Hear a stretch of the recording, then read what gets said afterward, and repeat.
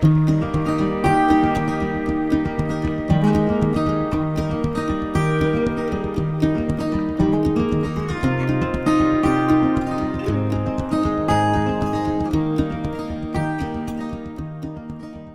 I'm Johanna Laggis. Welcome to Laggis Farm in East Hardwick, Vermont, on a nice blustery October day.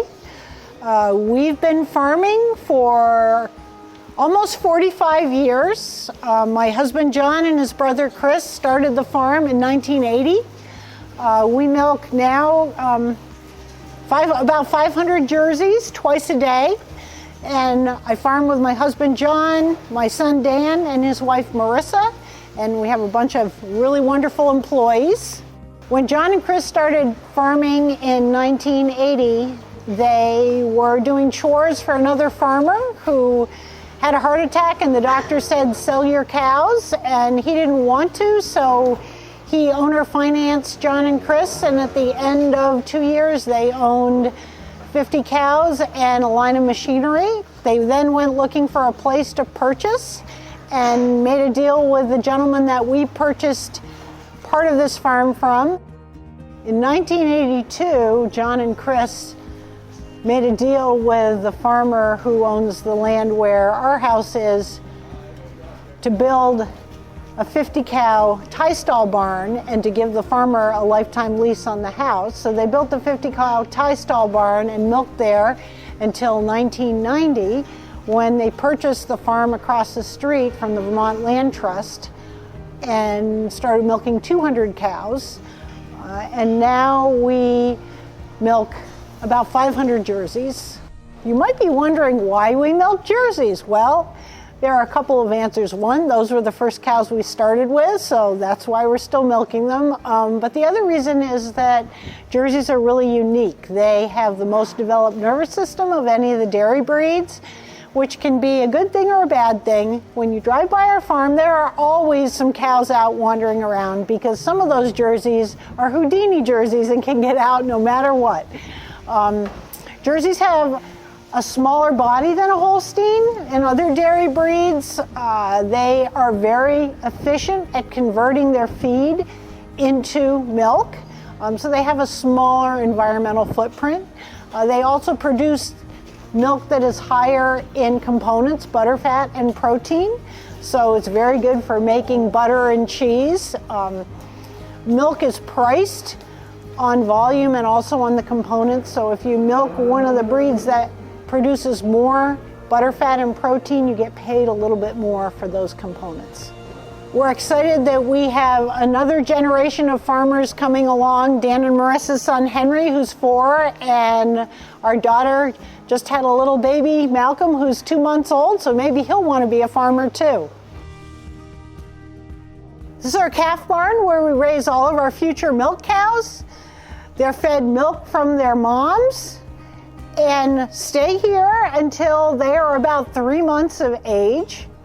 You can see that they have blankets on them. It's a cold day, and when a calf is first born, it takes a lot of energy to stay warm, so we want to make sure that we keep them comfy and they use their energy to grow and not to keep warm. Calf care on the farm is really important because these are our future milk cows, and they only grow if you put a lot of groceries into them. So we feed our calves a lot of whole milk, and as they grow, they develop a strong immune system and the ability to put weight on and to grow muscle mass. After the calves are fed their milk, then they get warm water twice a day and also a little bit of grain to eat until they're older when they're eating more grain. You can see they're bedded with straw. It's really important to keep their beds clean and dry. They have their blankets on so they're warm enough. There's good air circulation in the barn. In the summer we use fans, in the winter we use positive pressure ventilation. When our calves first come to the barn, they're in a cage with a divider in the middle, but after a couple weeks we remove the divider so they have a buddy to grow up with, and they really like having a buddy to snuggle with. It makes them very happy, and once they form that relationship, that's their buddy for life. We're in the Heifer Barn now, which is where the calves come after they've been weaned in the calf barn. And being weaned means they don't drink milk anymore. So at about 8 weeks of age, they're weaned. And then they spend another 3 weeks in a group pen getting used to socializing. And then they move over here in a group into these pens. And their diet changes from milk in the calf barn and grain to the TMR and dry hay. And then they move down through the barn by group until they go out back to the heifer and dry cow barn. These are the dry cows and bred heifers. So when a cow calves and has her calf, she milks for about 300 days. And the goal within that first 90 days is to get her pregnant again.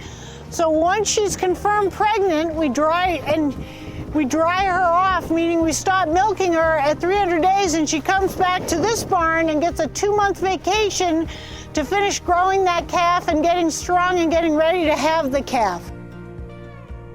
Hi, I'm Marissa Laggis. My husband is a partner on Laggis Farm. This is our milking cow barn, so we have 4 groups in here. They're mostly mixed in, and then there is 1 heifer group. There's also a 5th group that we'll see, and those are the fresh cows, which are all the cows who have had a baby in the last 30 days. So in this barn, our priority is cow comfort. So all the cows are bedded with sand because it doesn't hold bacteria, so it keeps their udders clean. We also have really huge fans for hot days. There are curtains on the sides of the barn that can be rolled up if it's a windy day, and they're always up in the winter. So the cows in this barn are fed once a day.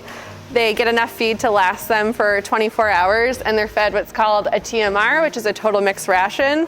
It's a mixture of hay silage, corn silage, and some corn grain and other minerals.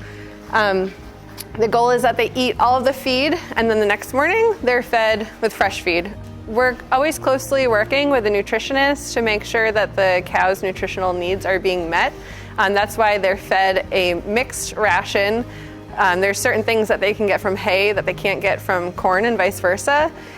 They also have different nutritional needs depending on the quality of the feed, and that's why a nutritionist is always balancing their ration to make sure that they're meeting those needs. I'm standing in our big bunker silo area in front of a pile of haylage, which is chopped up grass that is fermented. It's kind of like a giant pile of sauerkraut for the cows. Now, we grow about 300 acres of corn that we chop and ferment into corn silage, and about 600 acres of grass that we chop 3 times, sometimes 4 times a year, and ferment into haylage. When we were in the milking barn and Marissa was showing you the TMR, the total mixed ration for the cows, that's where the TMR comes from. And our nutritionist is here weekly to sample all the feed that we're feeding, get its nutritional value, and then figure out how best to feed that to the cows when it's mixed with the grain that we purchase. The goal on the farm is to put up the highest quality crops that we can, and that means harvesting the grass when it's at the right nutrient content and the corn when it's mature. So the vet is here doing what we call herd check. This is when he checks to see if the cows who we've been breeding are pregnant, and we keep close tabs on their due dates and therefore their dry off dates and all of the important information. He's also checking in on any cows that we might have concerns about. It takes more than just the people who work on the farm to support the farm and make sure it's successful. So we have the vet here, we have that nutritionist come often. There's also a hoof trimmer that comes every 3 weeks. There are other people in the community, places we get supplies that are really vital for the success of the farm.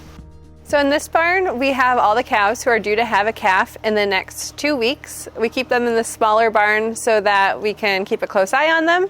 And as soon as they start showing any signs of having a calf, we'll move them to a pen so they have nice, comfortable bedding and more space. And they do like privacy when they calve. So they're very comfortable when they have their calf, and we keep a close eye on them in that process. Most cows have their first calf around 2 years old. They do have to have a calf to make milk, and they have to have calves every year to continue producing milk. So that's our goal, is for each cow to have a calf once a year. This is our milking parlor. We milk the cows twice a day, every single day, even on Christmas morning. We milk 7 cows on each side at a time. So they come in from the barn. It's really important that everybody stays quiet and relaxed so that the cows relax. They come in and we clean their udders, and then we put the milking machines on, and it takes anywhere between 5 to 15 minutes for a cow to get milked. Once all the cows on one side are done being milked, they can leave the parlor and go back to their fresh feed waiting for them. Many people don't know this, but milk has 13 essential nutrients, and it's a very wholesome food. Cleanliness and sanitation are really important to the milking process, to make sure that you, the consumer, get a good, clean product.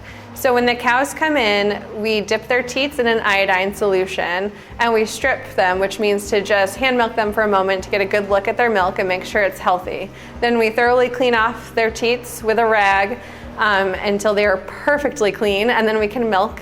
After we milk, we dip them in another solution so that their teats kind of seal up and they're not exposed to any bacteria when they go back and lay down in their beds. So we're in the fresh cow barn. All of the cows in here have recently had a calf. That's what makes them fresh. So they're in this barn for about the first 21 days of their postpartum time. They're watched closely in here. They're fed a special diet. We're just keeping a closer eye on them to make sure they're healthy and no problems arise with postpartum care. We produce about 26,000 pounds of milk a day. We have 2 big tanks in the milk house that store the milk.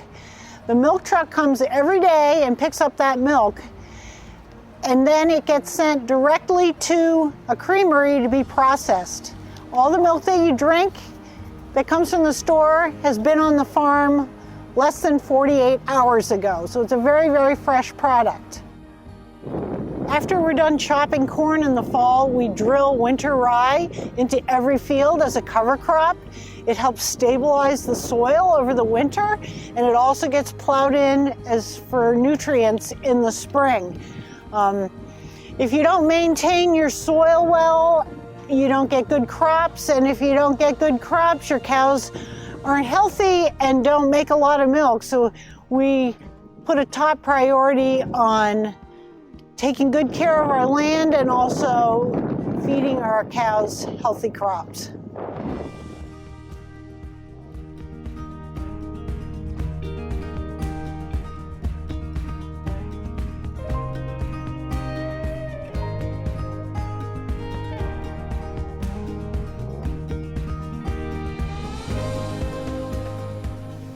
My favorite thing about being a dairy farmer is the whole lifestyle. Working with animals, working outside, being your own boss, working with lots of different people, being connected to the earth and to the seasons. You have to be a multitasker and flexible, and there are not many jobs that allow you to do that, like dairy farming. My favorite part of being a dairy farmer is the community and camaraderie. You're constantly working with different people, and everybody wants to pitch in and help because there is like a big job to get done and people want to be a part of that. And if anything goes wrong, in 15 minutes after a truck breaks down, you'll have another truck waiting for you, whether it's a neighbor or a neighboring farmer.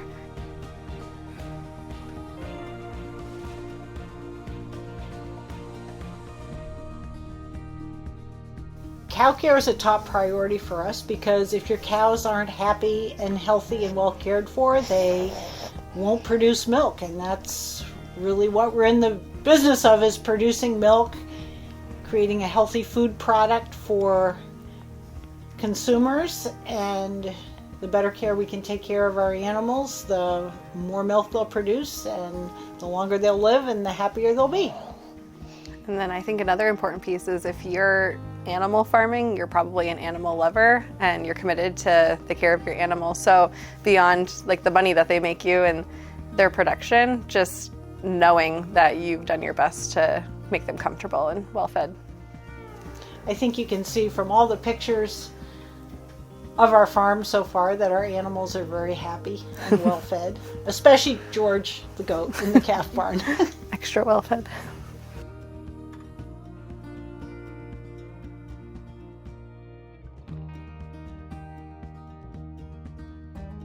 In order to dairy farm, you need to have a lot of land, so we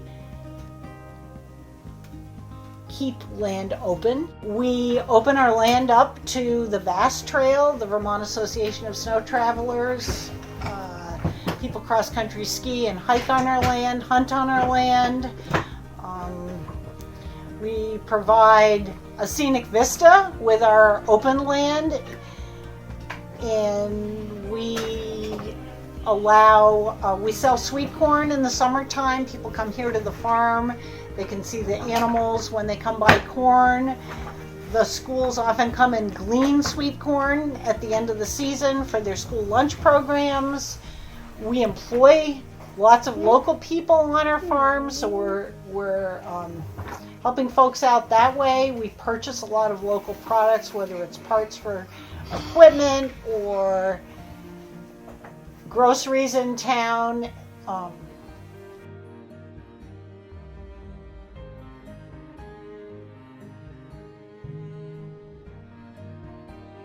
I don't have just one favorite dairy product. I have lots of favorite dairy products, but here are my top three. I love yogurt, and I actually make my own yogurt, and because, as we mentioned before, Jerseys have lots of fat and protein in their milk, Jersey milk makes delicious yogurt, so I make yogurt all the time.